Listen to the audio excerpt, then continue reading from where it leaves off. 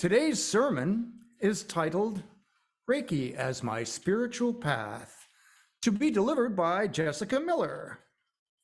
Jessica Miller lived most of her early life in various places in Massachusetts, coming to California around 2000 and to Cambria around 2010.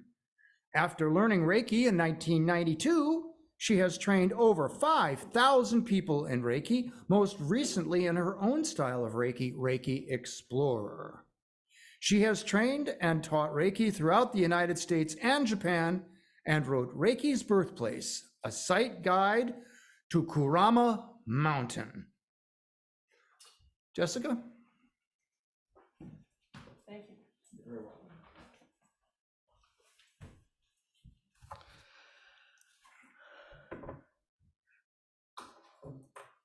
Welcome, everybody, here and online. I wanted to talk to you about Reiki.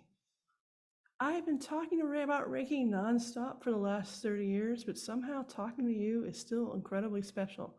This is the first time I've really talked about it from my perspective as a UU, what this was like. So Reiki is not a religion. It's basically you turn on the power of their hands. There's some Reiki ideals that involve just saying you'll be a nice person. But then it's really just giving people that direct experience of what is it like to be a healer and to touch the world. So I wanted, as my community, as my UU community, I wanted to share with you something of my story, of something how the holistic healing art of Reiki has become a central part of my spiritual life, and how being a Unitarian Universalist has given me the confidence to be a spiritual explorer and follow my own path. Along the way, I'll tell you a little bit about Reiki and help you experience some, whether you're here or online. But my goal is to share my story and perhaps validate part of yours. And so even though it's part of Reiki I've been doing for over 30 years, it is an aspect of my connection to Reiki I rarely speak about because it is the most personal, and it's really the hidden core of why I do what I do. So I often talk about how Reiki is a form of hands-on healing anybody can use, about how many people I've trained over the years, about how many millions of practitioners there are worldwide, how many hospitals, including even in the French hospital, has a volunteer program for Reiki practitioners, about attempts to study Reiki scientifically. All of that is out. We can do several dozen talks on Reiki. It will be fine. But this is the one I wanted to do today. So I wanted to focus on what Reiki has meant to me as a UU and as a spiritual explorer trying to make sense of the spirit of the unseen world. As a child, I grew up in Beverly, Massachusetts, and I was right next to the far more famous Salem, Massachusetts, that was over the bridge. I was intrigued by psychic experiences, and I always had friends that were more adept at them than I was. Salem, Massachusetts back then, even though it had its own official witch, was nowhere near as metaphysically oriented as it is today, but it's just interesting to see how things change over time that way. But many of my early experiences were not spectacular. It was the thinking of someone that you haven't spoken to forever right before they call. Knowing what was going to be for dinner, as if you had a conversation with somebody and then realizing that conversation could not have occurred. And just occasional bits of knowledge, just things you know without ever having been told when you're connected to someone. And then sometimes too, that sense of divine presence, be it at a church service, or like a Christmas service, or if when you're in a sacred place looking at the ocean and just feeling that sense of divine connection.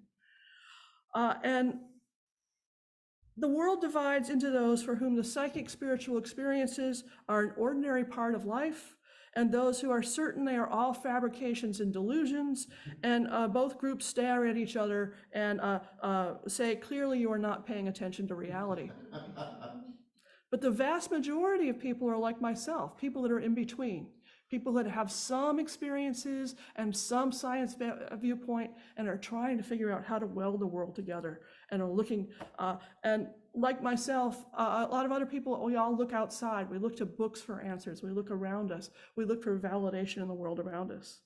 So I read books trying to find answers to make sense of my experience and that those experiences of those people around me were having. But I didn't really find what I wanted in any of that. They were all either way too flamboyant or not quite Most of them were way too flamboyant. But I really had a deep belief. One of the things that really set into my mind that there really is more of the world than meet the eye was when I was in the Girl Scouts. And we had planned a camping weekend. It was going to be great at this little camping, one of the Girl Scout camps they had out there. We were all excited about it. And Bruce Swegler was the weatherman. And he was determined it was going to be rained out. It was going to be rained all weekend. It was always in the news. But there was also a human interest story going on at the same time that Lori Cabot, the official witch of Salem, said it was not going to rain that weekend. She was having an outdoor event. It was not going to rain. Everything would be fine. And so this bandied back and forth for several days on the news. And I'm delighted to say I had a lovely weekend camping that weekend, a lovely time camping that weekend, and it did not rain. And so that was just a really wonderful validation of that. My father was Protestant, my mom Catholic. Neither of them were particularly religious, but when they had two kids, they figured they should give them some kind of religious education. And so we dabbled in different churches. We went to the Baptist church, we went to Episcopal church, we went to a Catholic church, we went to all these places. And this is back when I was living in Beverly, but nothing was quite felt right.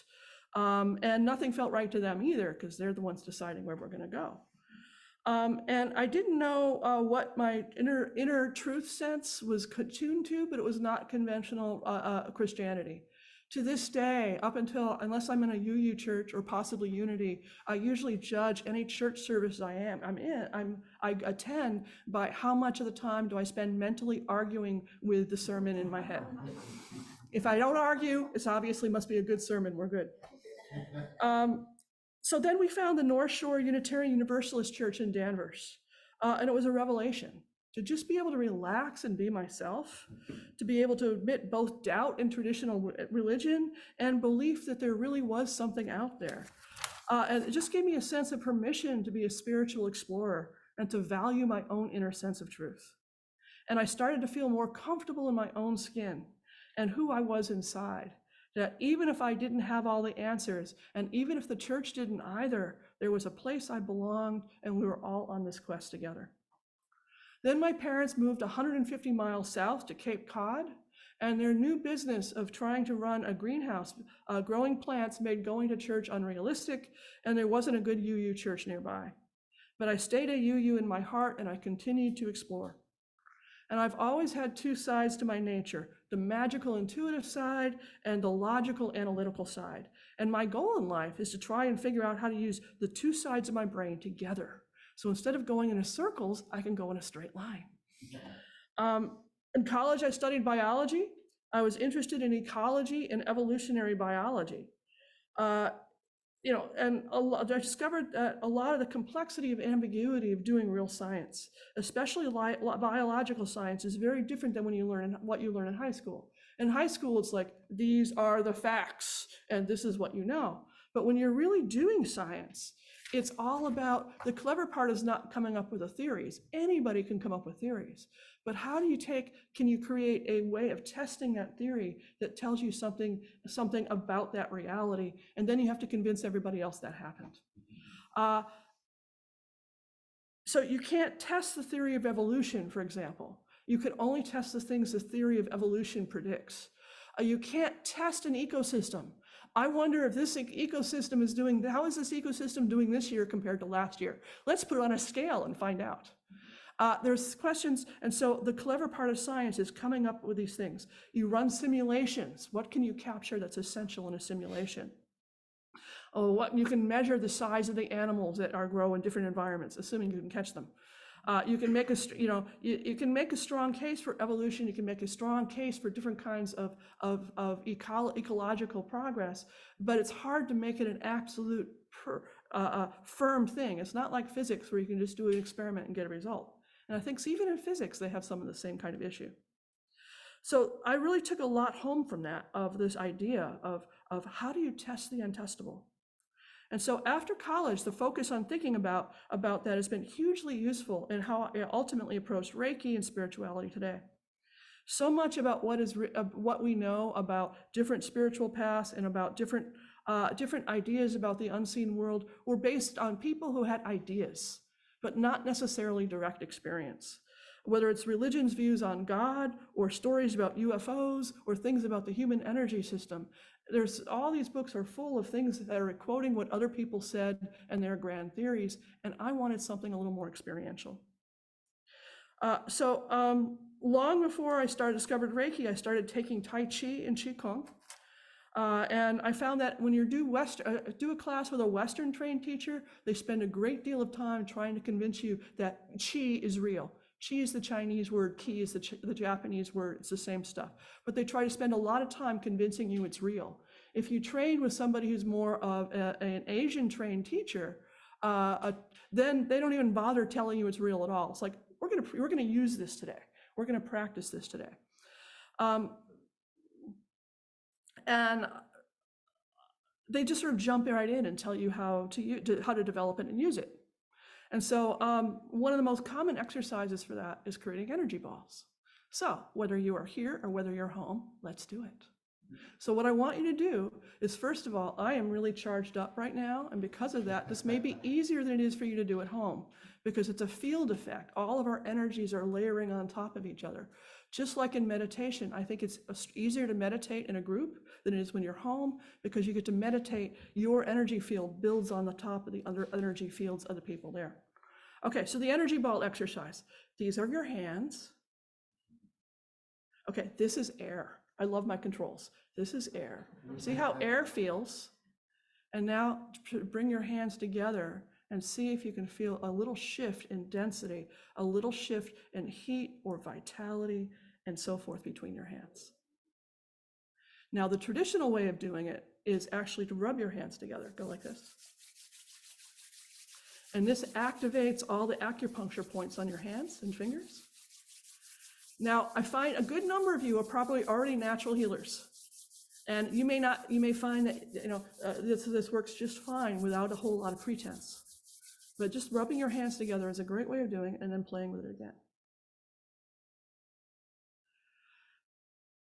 Yeah. And a lot of you, I can tell, are feeling the energy balls here. Excellent. Now, if you want, you have a neighbor. What I want you to do is go to your neighbor and go like this. And see if you can feel the energy from your neighbor's hands. And if you're not sure, what I want you to do is just tilt sideways, because this is air again, right? So if there's a difference between this and this, what you're feeling is the key.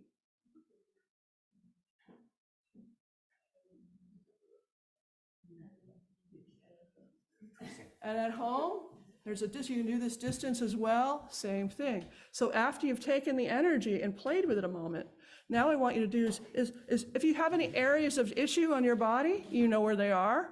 Anything you don't mind grabbing in public if you're in here. Go ahead and just place your hand. Don't even touch yet. Just start with an inch or so above and see what that feels like.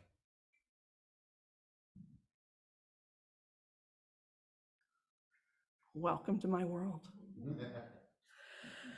Okay, so I knew this was happening. Now, at the same time, after college here, I'm going to science fiction and fantasy conventions.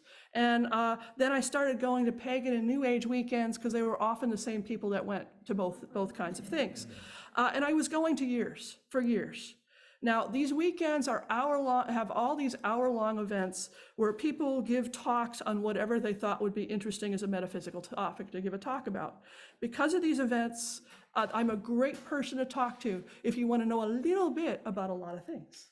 So at some of these weekends, I might go to a talk on crystal healing, or I might go to a talk on Italian witchcraft, or I might go do a talk on labyrinths, or Greek paganism, or Hindu mysticism, and different deities in the Hindu tradition. I went to all these different things. And I was at one of these in the summer of 1992, and I was bored. Now, things that I do on purpose in my life almost never lead anywhere. This is going to be a great new thing in my life. Those almost always peter out. The things that I do by accident, the things that I do just because, those are the dangerous things, because those are the things that tend to take my life and put it into new directions I would never have thought of. And so I went to the hour-long version of the hour-long mini class of Reiki on a theory I had never heard of it, and that was as good a reason to go blow an hour as any. And they said that Reiki was a kind of energy healing. It started in Japan in the early 1900s. And I'm like, yeah, whatever. And they said, yeah, it's very intuitive to use, and it supports the body's ability to heal itself, and it works with the body in a way that can't cause harm, and you could use it on yourselves and others, including at a distance. And I was really only half listening, because I fully expected it to be more what I already knew, more the little energy ball trick, just with a Japanese twist. But instead, there was something else. And so I always could do the energy ball trick a little, but I was never very good at it. And so then they did this process called an attunement, and suddenly my hands changed. And it's probably too far away to believe there, but actually I get modeling on my hands. I actually get a physical effect in my hands when I really start channeling Reiki. That's not the way my hands normally are. And I can feel the energy going through. And I have since learned to become a Reiki teacher, and I have done the same process. This process permanently turns on the healing ability of people's hands. And I'm like, this makes absolutely no sense to my logical left brain, and yet it works 100% of the time. I'm hooked.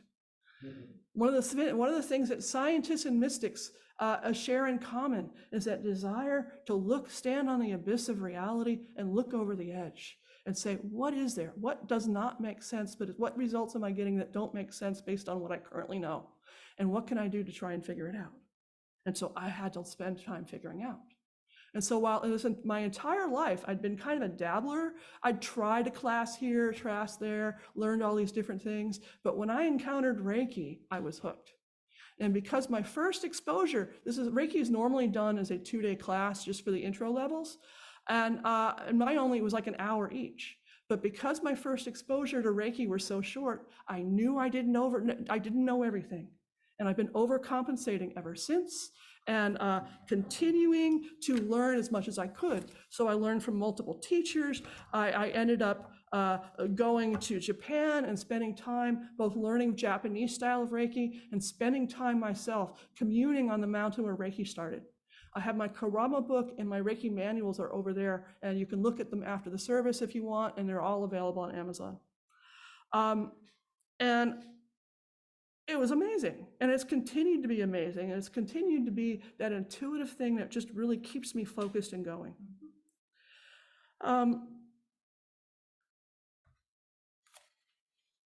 Most books, so I started collecting all the books on Reiki, and at one time I owned all the Reiki books out there in print. Now, it's like any book on a subject like this. If you have one book, you know what you're doing. If you have two, you're not sure. And if you have three, you start developing a sense of humor or else banning books, pick one. And so I found that while the books agreed on the essentials, there were all these little details. And ultimately, it started me on the path of even teaching my students to not be that brittle, because I'd started training people in Reiki at this point by trying to get them to test their own assumptions. And so one teacher says to do something one way, and another teacher says to do it another way. Say, what an interesting idea. Let's test both ways and see what happens. Whereas so many other people are like, well, we have to follow what our teacher says. What do they know? And so having this experimental approach was really, really important. So I got to trust the energy, to send Reiki to everything, and let God sort it out. The Reiki is almost a form of prayer. So I became a teacher for the International Center for Reiki Training, and I had to teach by their rules, or at least I was supposed to teach by their rules for 20 years. And, I kept finding things that fit my intuition that weren't in the book. And so ultimately in 2015, I had to figure out which am I going to follow, the way they tell me to do things or the way I feel. And so, of course, being a good you, I decided I'm going to do it my own way. And I tried, in my own books, I try to have as little as possible be because the teacher said so as possible. So I figured that's a good way of approaching this. So on a daily level, I find that Reiki is a kind of prayer with feedback, that I can send distance healing to things. And you can even get a sense of whether that's the right approach or not, of something that's going to be happening in the future. I'm not that good at that. I'm not that psychic, but I'm able to do really a lot of great work with what I have. When I get caught up in the cares of the world, and then I find suddenly I forget about Reiki. It's amazing how easy it is to forget about the most powerful thing in your life. You just go on to other stuff. And then somebody does a bit of Reiki on me, or something catches my attention, and suddenly I'm right there again and feeling connected to the center of my own life as well as connected to the world around me. When I hear about a friend having a health issues, it's wonderful to be able to offer to help, not just stand by, but being able to help. And so much of conventional healthcare is about going to the experts. And even so much alternative healthcare is about going to experts.